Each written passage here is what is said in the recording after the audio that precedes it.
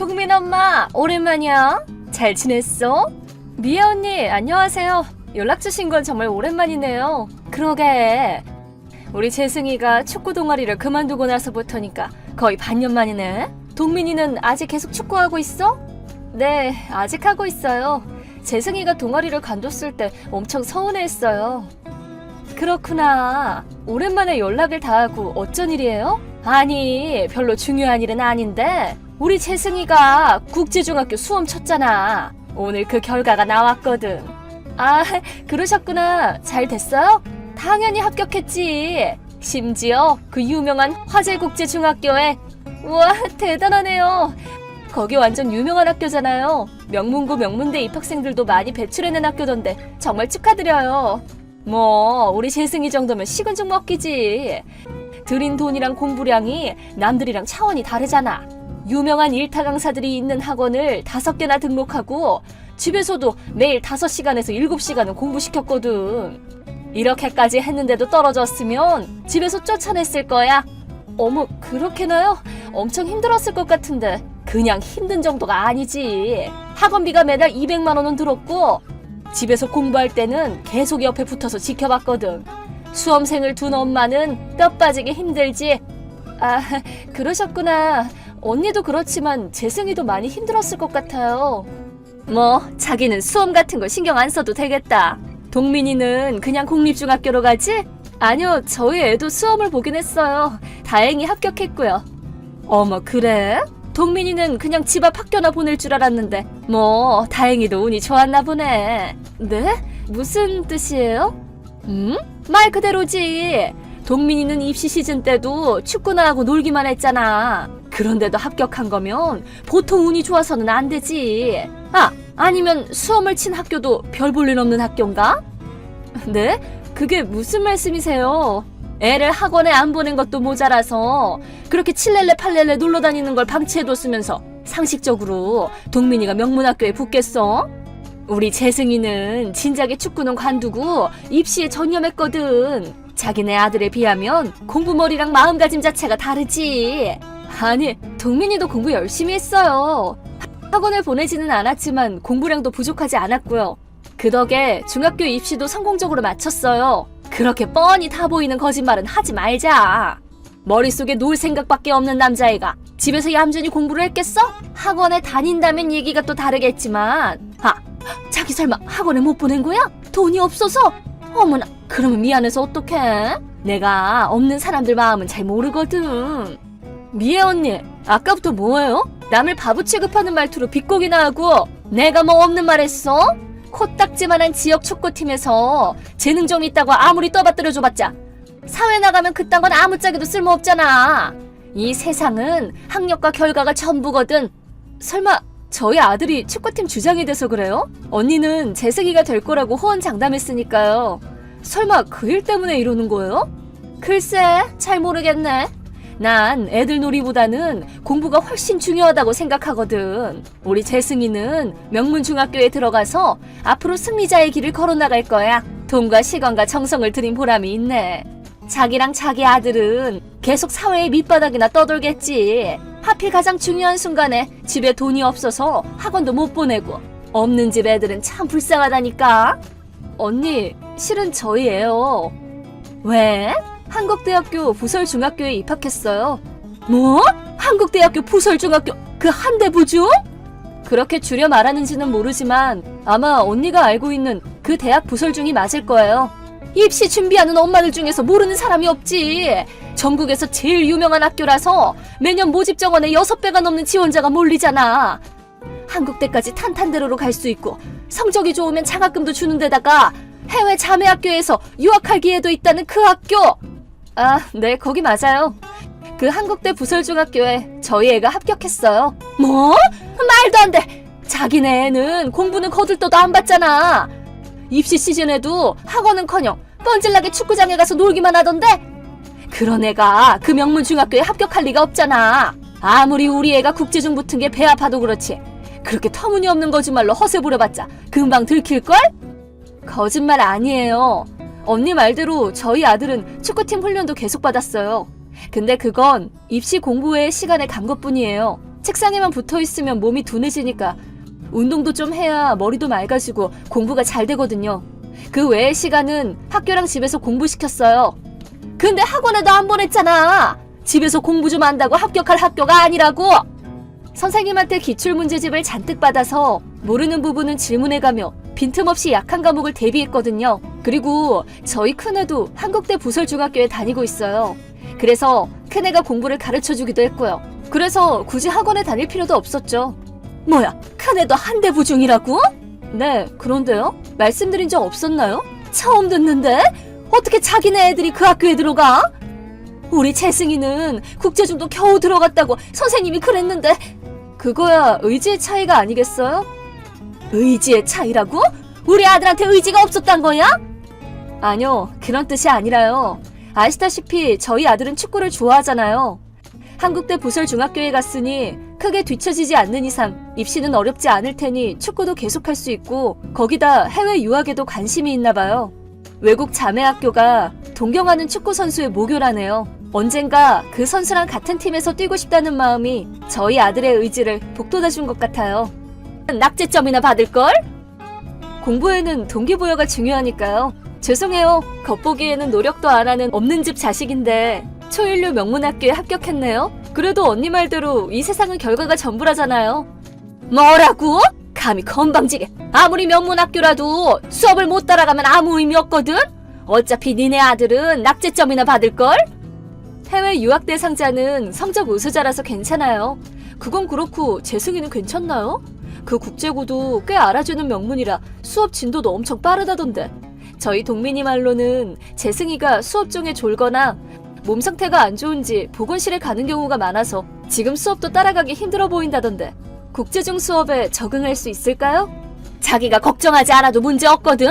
못 따라가면 그만큼 공부시키면 되지.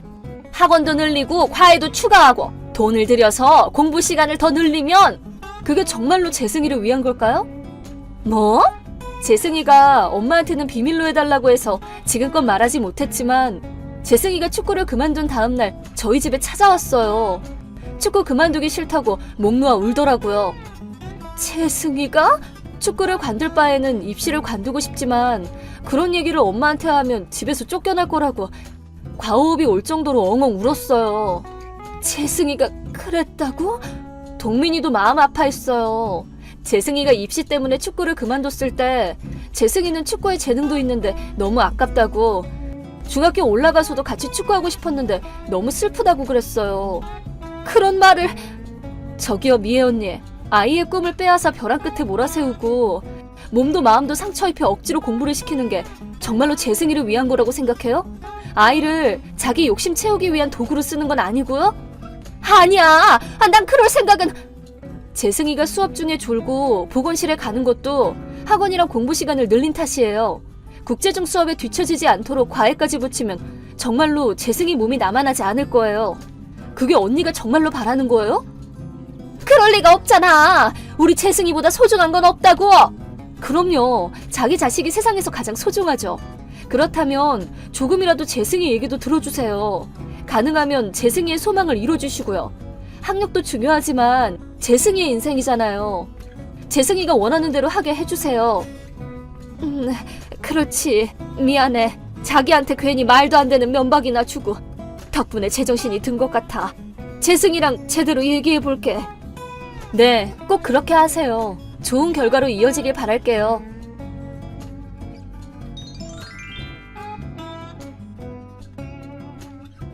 그 후 미애 언니는 재승이와 얘기를 나눈 결과 국제중학교 입학을 포기하고 공립중학교에 다니기로 했답니다. 새로운 학교는 재승이에게 잘 맞았는지 축구팀에도 복귀해서 즐겁게 학교 생활을 하고 있다네요. 저도 동민이도 재승이가 기운을 찾아서 정말 기뻤어요.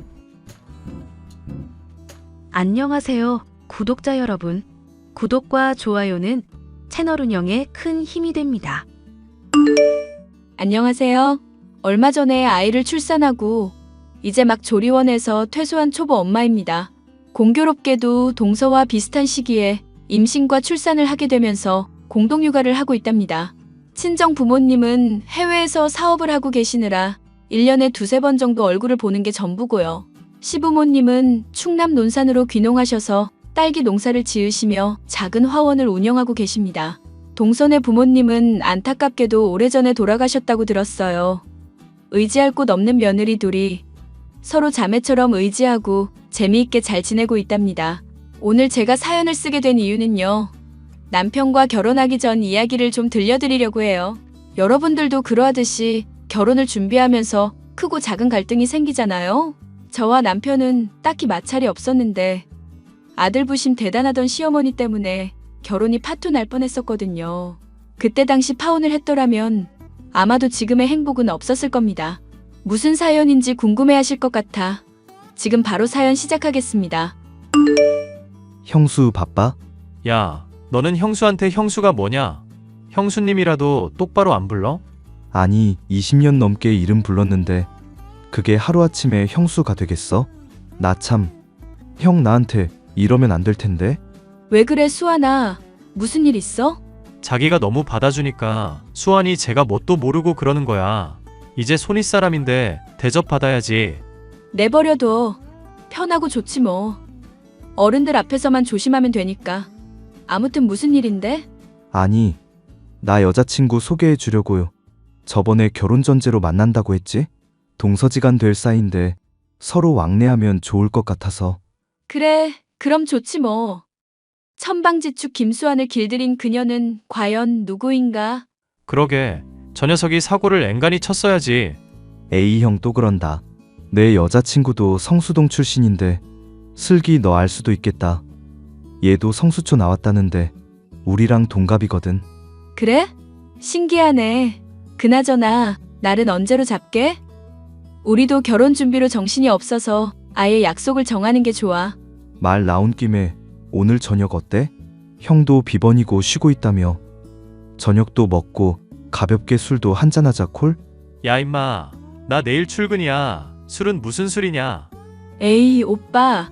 가볍게 한잔하자는 건데. 그리고 수환이 여자친구 데려온대잖아. 자꾸 틱틱댈래? 에잇, 알았어. 약속 장소랑 시간이랑 문자로 보내놔. 네 형수 데리고 시간 맞춰 갈게. 오케이, 그럼 이따 봐. 저는 남편을 만날 당시에 인천에 있는 대학병원에서 간호사로 근무하고 있었습니다. 초등학생 때 만나 부모님끼리 서로 왕래하며 가까이 지낸 소꿉친구가 바로 제 시동생입니다. 시동생은 저와 같은 대학병원에서 의사로 근무하고 있고요. 시동생의 소개로 지금의 남편을 만나게 되었습니다. 남편은 소아과 의사로 근무하고 있는데 다정다감하고 세심한 모습에 반해 연애를 하게 되었습니다. 30살을 바라보는 나이이기도 해서 자연스레 결혼 이야기가 나왔고요. 곧 양가 집안의 인사를 앞두고 있었죠. 워낙 어려서부터 시동생과 가까이 지냈던 터라 결혼해서도 터울 없이 잘 지낼 것 같았습니다. 시동생 여자친구, 그러니까 제 예비 손아래 동서와도 결혼 전에 자주 만나면서 친분을 쌓았거든요. 예비 동서와는 알고 보니 친하게 지낸 건 아니었지만 같은 초등학교를 졸업한 동창생이더라고요. 성격이나 식성도 저랑 비슷했고 부모님도 두 분 다 외국에 계시는 게 상황이 비슷해서 더더욱 정이 갔습니다. 그렇게 고부 갈등은 없고 동서지간 사이도 좋은 완벽한 가정이 될 줄 알았어요. 하지만 그건 제 착각이었고 결혼 준비를 하게 되면서 조금씩 갈등이 시작되었죠. 양가 집안에 정식으로 인사를 드리고 외국에서 잠시 귀국한 부모님과는 식사로 자리를 마련했습니다. 슬기야, 어머님한테 예단 목록 받았어? 응, 상견례 전에 미리 주셨더라. 아무래도 부모님이 외국에 계시다 보니까 매번 만나고 그럴 수 있는 게 아니라 나한테 미리 전해주고 상견례 때 말씀하실 건가 봐. 나 보여줄 수 있어? 근데 좀 웃기지 않아? 이불이나 화장품 세트. 이해는 하는데 다른 것들 봐봐. 냉장고, 세탁기. 다 바꾸시려나 봐. 헉, 이게 다 뭐래? 저거 신혼집에 들어갈 물건들 아니고? 아니야. 시어머니가 바꾸실 건가 봐. 내가 신혼살림이냐고 물어보니까 그걸 왜 예단에 포함시키냐시던데? 아주버님 보시면 짜증내시겠다. 아니, 나 결혼할 때도 저렇게 주시려나? 글쎄? 근데 저번에 집에 가보니까 다 최신형에 구매한 지 얼마 안 된 것들이던데. 비스포크 냉장고 알지? 어머니가 그거 쓰시던데? 김치 냉장고랑 세트로. 그럼 정말 얼마 안 된 건데 왜 이렇게까지 하시지? 글쎄, 나도 잘 모르겠어. 일단 저것들 제외하고 나머지 먼저 준비해봐야지. 준비하다가 힘들면 말해 내가 도와줄게. 안 그래도 수환이가 서로서로 돕자더라. 그럼 나야 좋지. 남편들이 바쁜데 동서지간 우애라도 다집시다. 이번 주 금요일에 치맥 어때? 좋지. 제 친정 부모님이 외국에 계시는 터라 자주 왕래를 하는 게 아니어서 어떻게 보면 결혼 준비는 시댁과 해야 했습니다. 정확히는 시어머니가 원하시는 대로 구색을 맞춰야 했고 상견례 전에 예단 목록을 미리 받아두기까지 했거든요. 다들 결혼 전에 이런저런 문제로 갈등도 겪고 그걸 극복해 나가면서 결혼을 하는 거라던데 예단에서부터 살짝 삐거덕거리기 시작했죠. 친구같이 지내는 시동생 부부 덕에 조금이나마 시름을 덜 수 있었지만 제 기준에는 너무 과한 것 같았습니다. 굳이 가정가구를 새로 싹 바꿔야 하고 현금 예단도 받고 모피코트에 명품 가방에 온갖 걸 다 적어 놓으셨더라고요. 사실 시어머니가 남편과 시동생을 홀로 키워오셨어요. 여자의 몸으로 자식 둘을 훌륭히 키워낼 의사를 만들었다는 대단한 자부심을 갖고 계신 분이었죠. 그래서 예단 목록을 보면 마치 내가 평생 고생했으니 보답받아야겠다라는 생각이 고스란히 담겨있는 듯 했습니다. 혼자 알아서 잘 준비해 보려다가 도저히 안 될 것 같아서 남편에게 목록을 보여주었어요. 남편은 예단 목록을 보더니 아주 기겁을 하더라고요. 그러다 화가 난 남편이 시어머니께 찾아가 한바탕 했는지 저에게 문자가 왔습니다. 예, 예단 목록 간추려서 다시 보내마. 네, 감사합니다. 제가 먼저 연락드렸어야 했는데 이것저것 준비한다는 핑계로 그러질 못했네요. 그리고 너는 벌써부터 시험이랑 아들 사이를 이간질하니? 네? 그게 무슨 말씀이세요? 모르는 척하는 거니? 아니면 정말 모르는 거니? 너 정한이한테 예단 너무 과하다고 그새 일러 바쳤잖니. 아, 어머니. 뭔가 오해가 있으신 것 같은데요. 오해? 오해는 무슨 오해? 오늘 아침 대바람부터 전화 와서는 왜 너한테 예단으로 부담 주냐고 아주 지랄지랄을 하더라. 어머, 그 정한 씨가요? 전 그럴 의도로 말씀드린 건 아닌데. 죄송해요, 어머니. 됐다. 이미 지랄한 거 뭐 어쩌겠니? 남들은 다 그 정도 한다는데 뭐가 부담이 된다고 그걸. 어휴, 신혼 살림은 어쩌고 있어? 그것도 한 군데서 할지 아니면 좀 나눠서 할지 고민 중이에요. 그래도 집 걱정은 덜었으니까 천천히 생각해 보려고요. 그래? 그럼 나 아는 사람이 매장하니까 거기서 해라. 가구도 마찬가지고 다 최고급으로 맞춰. 이왕이면 아는 데서 하면 좋잖냐. 여기에 전화해보고 내 이름 되면 알 거다. 네, 감사해요. 조만간 정환 씨랑 저녁 식사해요. 제가 맛있는 거 사드릴게요. 네가 웬일이냐? 일단 알았다. 시어머니는 결혼 준비를 하면서 조언이라는 핑계로 저에게 온갖 간섭을 하기 시작하셨어요. 신혼집도 병원과 가까운 오피스텔에서 시작하려 했는데 굳이 아파트를 고집하셔서 결국 그 고집 꺾지 못하고 병원에서 차로 30분 정도 거리에 있는 신축 아파트를 분양받았어요. 오피스텔은 걸어서 5분도 안 걸리는 거리에 있는 곳이어서 정말 최적의 장소라 생각했거든요. 저나 남편이나 근무 시간도 다르고 주로 병원에 있는 시간이 많기 때문에 오며 가며 이동하는 시간을 최소화하고 편리한 생활을 하길 바거든요. 하지만 신혼집부터 시작해서 가전이며 가구며 심지어 이불 색깔까지 간섭하시는데 슬슬 저도 지쳐갈 때쯤 서로의 갈등이 폭발한 사건이 발생하고 맙니다. 시어머니가 고향이 제주도신데 큰아들과 작은아들이 결혼을 앞두고 있으니 손수 청첩장을 전해주셔야 한다며 한 달 살기 겸 제주 여행을 다녀오신 뒤였어요. 예, 결혼 준비도 이제 막바지인데 신혼여행지는 어디로 정했니? 저희 아직 생각은 안 했는데요. 정환 씨도 그렇고 저도 그렇고 외국으로 오래 나가는 건 좀 그래서요. 제주도 갈까 생각하고 있었거든요. 아니면 강원도나 부산 쪽으로 가서 일주일 정도 지내고 올까 싶어요. 뭐? 제주도? 한 번뿐이 신혼여행인데 제주도라니. 어머니, 제주도가 어때서요? 요즘 제주도가 완전 핫하잖아요. 다들 못 가서 안달인데. 국내잖니. 신혼여행은 무조건 외국으로 가야 해. 시간도 그렇고 피곤하기만 할 것 같아서요. 정환 씨도 요즘 수술 많아서 엄청 피곤해 하거든요. 그래? 일단 알겠다. 왜 그러세요? 무슨 일 있으신 거예요? 아니면 어디 추천해 주실 곳이라도. 이왕 가는 거 좋은 데 가라고 말하려고 했던 거야. 내가 조금 이따 연락하마. 형수, 신혼여행 어디로 가? 제주도 생각하고 있어. 수술도 많이 하는 시기고. 진료 일정이나 근무 일정으로 보나 그냥 국내에서 이것저것 즐길까 생각하고 있어. 형이 요즘 바쁘긴 하지.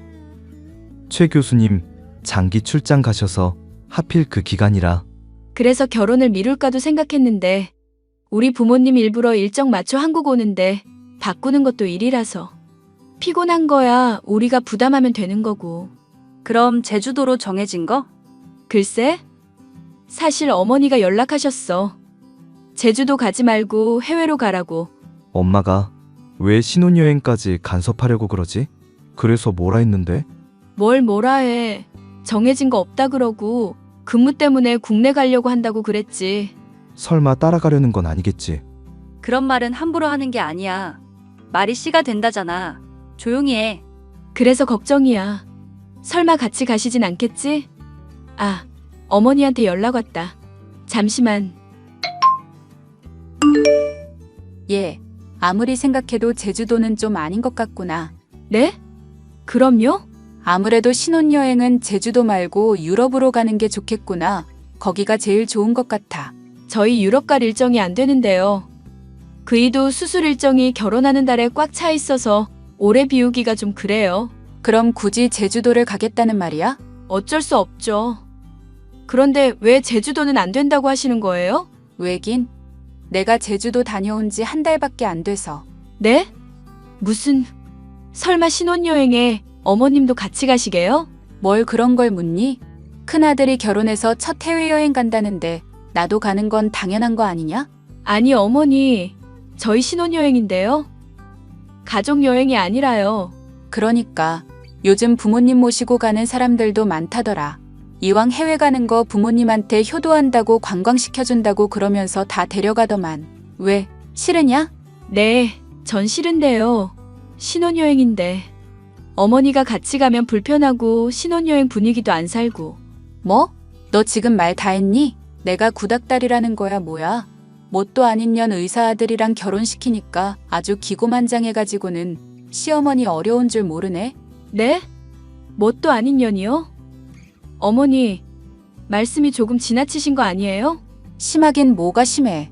지금 보니까 네 싹수가 노랗다. 어쩜 시어머니한테 따박따박 대들고 싫다는 소리를 그렇게 쉽게 하는 거냐? 내가 잘난 우리 아들 키우면서 이 정도도 대우 못 받아야겠냐? 이 야가 빠진 년.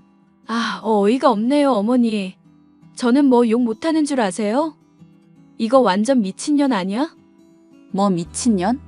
너 시어머니한테 미친년이라고 했니? 나 참, 너 이 결혼 안 하고 싶구나. 어머니, 이런 식으로 나오시면 곤란해요. 참견하시는 것도 정도 것이지 어떻게 신혼여행을 따라올 생각을 하세요?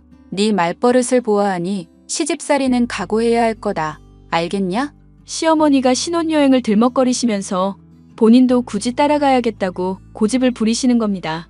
그러면서 제가 싫다고 했더니 저에겐 연연거리면서 입에 담지도 못할 욕을 하시는 거 있죠.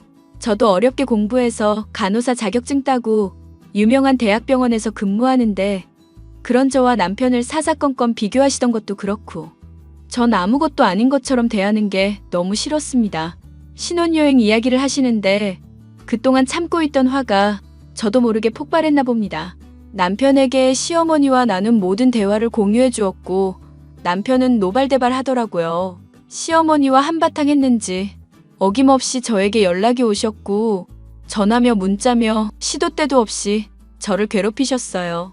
저는 이대로 휘말리면 결혼하고 나서도 개고생할 것 같았고 곧 결혼을 앞둔 시동생 부부를 위해서라도 시어머니와 결판을 내기로 했습니다. 너 정말 이럴 거니? 내 아들이랑 결혼하기 싫어? 어머니, 저 협박하세요? 원하시면 이 결혼 없던 걸로 할게요. 그럼 만족하시겠어요? 뭐? 없던 걸로 하자고? 청첩장이며 뭐며 다 돌렸는데 이제 와서 없던 걸로 하자니. 너는 결혼이 애들 장난이야? 어머니가 결혼하기 싫으냐면서요. 계속 이런 식이면 저 이 결혼 못해요. 저 그동안 많이 참았거든요. 네가 뭘 참아? 내가 뭘 어쨌다고. 어머니, 결혼 준비하고부터 참견하셨잖아요. 그것도 정도 것이지. 세상에 정환 씨랑 결혼하는 게 아니라 어머님이랑 결혼하는 줄 알았다니까요? 저희 부부가 살 집이고 살면서 쓸 물건 고르는데 어머님 주관 개입하시면 그게 어머님이랑 결혼하는 거지 뭐겠어요? 아니, 너 지금 말 다 했냐? 그럼 조언도 못 해줘? 조언이랑 잔소리, 참견은 엄연히 다른 거예요. 어머니가 뭘 몰라서 그러시는데 정환 씨가 그만하라고 안 했어요? 내 아들이랑 내 사이를 이간질하는 것도 모자라서 시애미를 가르치려 들어? 어머니, 다시 한번 말씀드리지만 전 정환 씨랑 결혼하는 거예요. 그리고 30 넘은 자식이 결혼하겠다고 하면 그냥 축하한다고 응원해 주실 일이지 이것저것 다 참견하시면 뭐하러 결혼시켜요? 그냥 끼고 사시지. 뭐? 너 아주 제대로 시집살이 당해봐야겠구나. 아, 그럼 저 그냥 안 할게요, 이 결혼. 그런 식으로 협박하시면 제가 넘어갈 줄 아나 본데 저 그렇게 쉬운 여자 아닙니다. 정환 씨, 지금 시기 넘기면 의사라는 훌륭한 직업 가지고도 결혼 못하고 평생 늙어 죽을 거예요. 뭐? 네 인연 뚫린 입이라고 막말하는 거니? 저 이대화 그대로 정환 씨한테 보낼 거예요. 결혼을 할지 말지는 나중에 정할 거고 어머님 계속 이런 식이면 전 못합니다. 저는 작정하고 시어머니를 들이받았습니다. 저에게 사사건건 간섭이며 화풀이며 온갖 잔소리를 해대시는데 좀 너무하다 싶었거든요. 여러 환자들을 대하며 나름 멘탈이 강하다고 자부했는데 시어머니는 좀 다른 방식으로 스트레스를 주더라고요. 결국 남편은 시어머니와 절연까지 하겠다며 크게 싸웠고 두려웠던 시어머니는 제게 사과를 하셨습니다.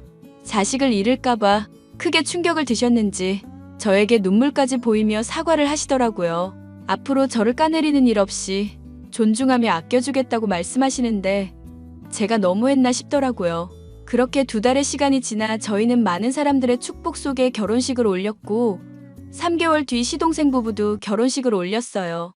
그리고 10개월 정도의 시간이 흐른 지금 동서와 저는 행복하게 시어머니의 간섭 없이 공동육아를 하고 있답니다. 시어머니는 주말마다 저희 집에 오셔서는 반찬이며 미역국이며 몸보신 되는 음식을 잔뜩 해주고 계세요. 결혼 전에 비하면 정말 사람이 180도 바뀌었다고 말해도 과언이 아닐 정도죠. 저희가 조금이라도 쉴 수 있게 아이 둘을 업고 안아서 봐주시기도 하고 지금은 막역한 고부지간이 되었답니다. 앞으로 살면서 이보다 더하면 더했지 사이가 안 좋아지진 않을 것 같아요. 시동생 부부와도 워낙 가깝게 지내고 시어머니도 예전과는 다른 모습이기 때문에 조금 달라진다면 더 행복해질 거라는 거? 그거 하나겠네요. 제 사연은 여기까지입니다. 해피엔딩으로 마무리되었지만 시어머니와 많은 갈등을 겪는 분들이 계시더라고요. 부부싸움이 칼로 물베기듯이 인간관계도 서로 하기 나름인 것 같아요. 어려움에 처한 분들이라면 저처럼 대놓고 들이받든지 해서 좋은 결과가 있었으면 좋겠습니다. 제 사연 들어주셔서 감사드려요. 공감과 댓글 부탁드립니다. 안녕하세요, 구독자 여러분. 구독과 좋아요는 채널 운영에 큰 힘이 됩니다. 안녕하세요. 저는 지방에서 남편과 함께 작은 공방을 운영하고 있는 30대 여성입니다.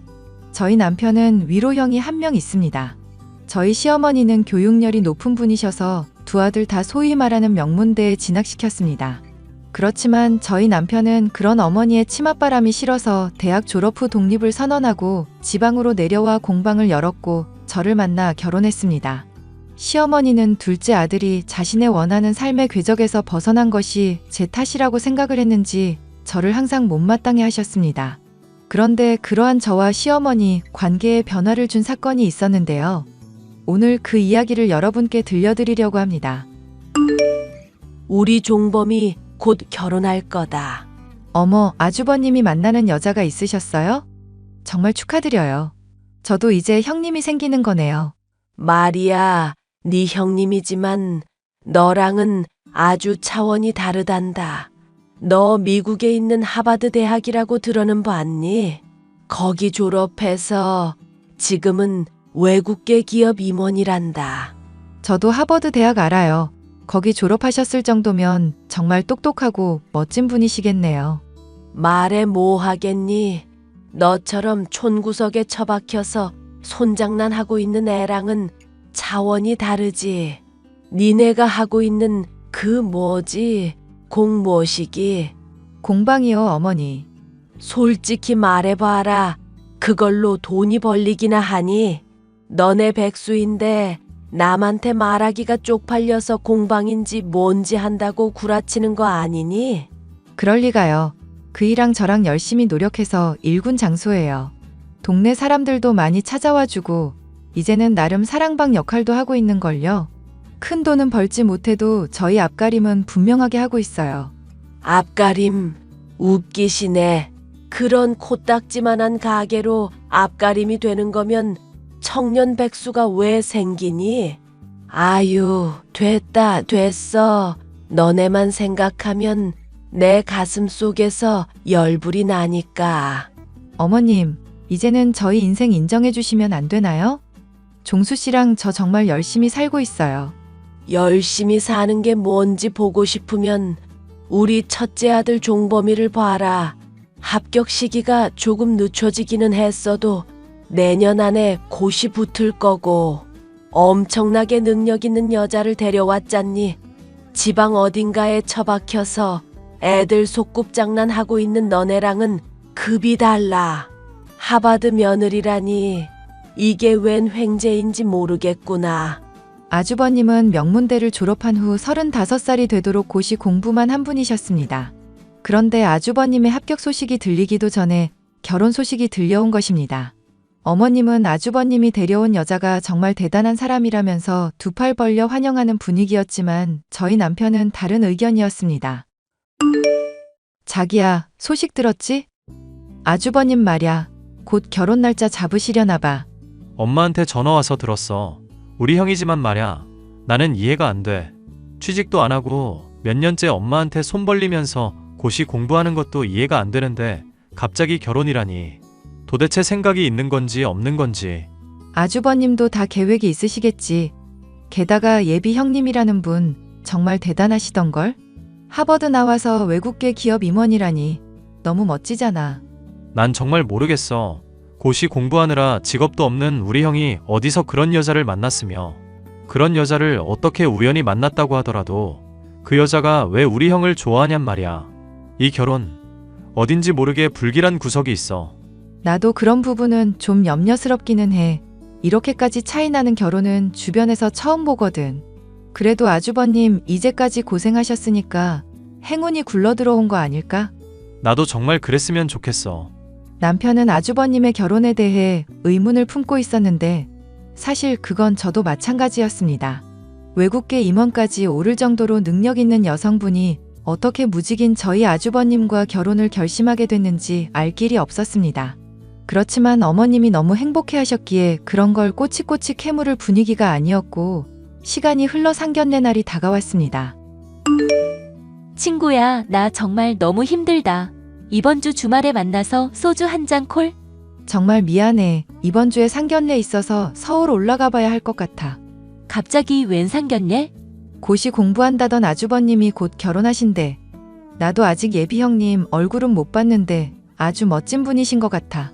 나 빼고 세상 사람들 다 행복하게 사는구나. 나는 전생에 무슨 죄를 지어서 이렇게 고통받는지 원.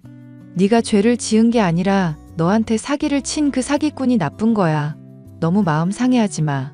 꼭 잡을 수 있어. 요즘도 사기꾼 찾는 전단지 붙이고 다녀? 전단지도 붙이고 방송국에 제보까지 했는데도 답이 없네. 나 정도 사기 당한 건 아무것도 아니라고 생각하나 봐. 나는 내 전 재산을 사기꾼한테 뜯겼는데 말야. 지난달에 길거리에서 우연하게 만났었다며. 그때라도 잡아서 유치장에 쳐넣었어야 했나? 그랬어야 했는데 그 여자 말발에 또 넘어간 내가 머저리지. 너도 알잖아. 그 여자 보통 사람 아닌 거. 알지. 너랑 같은 동네에서 언니 동생 하면서 3년을 넘게 가족처럼 지냈다고 했잖아. 어느 날 급하게 돈이 필요하다길래 전 재산 5천만 원을 빌려줬는데 그날로 야반도주했다며. 천벌을 받아도 모자를 인간이야. 그날 우연히 길거리에서 마주쳤어. 내 돈 내놓으라고 악을 쓰고 덤볐는데 눈 하나 깜짝 안 하고 조용히 어디 들어가서 얘기를 하자는 거야. 그래서 커피숍에 앉아서 단둘이 대화를 했는데 자기도 지금 돈이 없대. 뭐 그런 뻔뻔한 인간이 다 있어? 남의 돈 빌려간 후에 잠적해놓고 돈 없는 게 자랑이니? 그 여자 말로는 시골에 땅 가진 노인네 한 명을 알게 됐는데 조만간 그 땅이 자기 차지가 된다는 거야. 그 땅 팔아서 돈 생기면 내 돈 갚을 거라면서 좀만 기다려달라는 거 있지. 그 말발에 또 속아서 그 인간을 보내줬어. 정말 열받는다. 근데 좀 찜찜했던 게 그날 나한테 수면제를 처방받아달라는 거 있지. 수면제를 왜? 그것만 해주면 내 돈 갚을 수 있다길래 나도 아무 의심 없이 수면제를 처방받아줬어. 그랬는데 아무리 생각해도 찜찜한 거야. 시골에 땅 가진 노인네가 아무 이유 없이 그 여자한테 땅을 줄 리도 없고 내가 처방받은 수면제가 또 그 여자 사기극에 이용될 것 같아서 불안해 죽을 것 같아. 어떡하면 좋아. 그 사기꾼 여자를 빨리 찾는 게 급선무야. 상견례 끝나고 바쁜 일 마무리되면 나도 같이 전단지 붙일게. 힘내자 친구야. 저는 그렇게 힘들어하는 친구를 위로하며 그 주 주말에 상견례에 다녀왔습니다. 상견례에서 처음 본 형님은 제가 생각하는 이미지와는 정반대의 사람이었습니다. 화려한 서구형 미인의 활달한 성격일 거라는 제 짐작과는 다르게 매우 차분하고 평범한 인상의 여성이었습니다. 그런데 어딘지 모르게 낯이 익은 것 같아서 계속해서 쳐다봤는데도 도저히 그 해답을 찾을 수 없었습니다. 서울 잘 다녀왔어? 사기꾼 찾는 전단지 새로 뽑았는데 눈에 잘 들어오나 모르겠어. 네가 한번 봐줘. 상견례 잘 마치고 오래간만에 서울 구경도 잘하고 돌아왔지. 이번 전단지는 색깔이 강렬하네. 잘 만들었다. 근데 이 사람? 왜 그래? 수정할 거 있으면 말해줘. 나 이 사람 꼭 찾아야 한단 말야. 이 사람이 우리 예비 형님이야. 뭐라고? 너희 아주버님이랑 결혼한다는 그 하버드 나온 여자? 상견례 자리에서 처음 만났는데 어디에서 본 것 같다는 생각을 계속했거든. 그런데 생각보다 평범한 인상이어서 내가 착각한 거라고 생각했는데 이 사람 맞아. 설마 너희 시어머니 시골에 땅 같은 거 갖고 계시니? 맞아. 시아버님 돌아가시면서 시골에 있는 땅 명의가 시어머니한테 갔거든. 너도 알겠지만 우리 남편은 워낙 어머님 눈밖에 난 자식이라 어머님 땅에는 관심이 없어서 그동안 완전히 잊고 살았어. 어머님이 그 땅은 아주버님한테 물려줄 거라고 여러 번 얘기하시기도 해서 더더욱 관심도 없었지. 그 사기꾼 여자가 시골 땅은 큰아들한테 물려줄 거라는 얘기를 들은 게 분명해. 게다가 아직 미혼이니 접근하기에 딱 좋겠다고 생각한 거겠지? 빨리 이 결혼 막아야 해. 저는 이 사실을 남편에게 알린 후 시어머니와 연락을 시도했습니다. 그런데 시어머니가 연락을 받지 않아 걱정이 이만저만이 아니었습니다. 어머님, 왜 이렇게 연락을 안 받으세요? 걱정했잖아요. 어제 이삿짐 옮기느라 피곤해서 골아 떨어졌지 뭐니. 이 집이 기운이 참 좋은가 보다. 내가 평생을 불면증으로 고생했는데 어제는 마치 기절한 것처럼 깊은 잠을 잤구나. 이렇게 깊게 잔 적은 10년 만에 처음이야. 어머님, 어제 이사를 하셨어요? 이 집이 말이다. 첫째 아가가 사온 아파트다. 그것뿐이냐. 날 모시고 살겠다면서 이 집으로 이사 들어오라고 부르지 않겠니? 그 여자가 벌써 제가 짐작한 게 확실하네요. 내가 정말 이런 말까지는 안 하려고 했는데 말이다. 생각할수록 비교가 돼서 참을 수가 없구나. 첫째 며느리는 시집 온다고 10억짜리 아파트를 사왔는데 너는 도대체 뭐냐? 제가 드릴 말씀이 있어요, 어머님. 네가 하는 말 더 이상 듣고 싶지 않다. 돈이 없으면 말이야. 몸으로라도 때워야지. 여기 새 집이니까 너가 와서 물걸레질이라도 해. 내가 너만 보면 속이 터져서 살 수가 없어. 어머님, 지금부터 제가 하는 말 잘 들으세요. 첫째 형님이라는 그 여자, 여러 사람한테 돈 빌려서 야반 도주한 사기꾼이에요. 지금 타깃 씨 어머님이에요. 그 집으로 부른 것도, 기절한 것처럼 잠든 것도 전부 그 여자 계략이라고요. 어머님 지금 매우 위험한 상황에 놓여져 있어요. 그 집에서 당장 나오세요. 뭐라고? 첫째 며느리가 사기꾼이라니? 이거 보세요. 제 친구한테 5천만 원 뜯어서 달아난 여자예요. 다음 타깃이 시골에 땅 가진 노인네라고 했대요. 혹시 부엌 찬장 같은 곳에서 약봉지 못 보셨어요? 제 친구 이름으로 땡땡시 땡땡 약국에서 처방받은 수면제 봉투가 있을지도 몰라요. 아무래도 어머님한테 밤에 수면제를 먹이고 무슨 수작을 꾸미는 것 같아요. 이거 말하는 거니? 어제 첫째 며느리가 이걸 서랍장에 넣어두는 걸 봤거든. 이거 맞아요. 내가 잘 때도 인감 도장을 몸에 지니고 자는 습관이 있어. 그 얘기를 첫째 며느리한테 말한 적이 있는데 설마 그것 때문에 나한테 수면제를 먹였을 수도 있겠구나. 어머님, 아직 없어진 물건은 없으시죠? 인감은 내 비밀 주머니에 들어있어서 걔가 못 찾은 것 같구나. 중요한 서류도 전부 다 남아있어. 그럼 얼른 그 집에서 나오세요.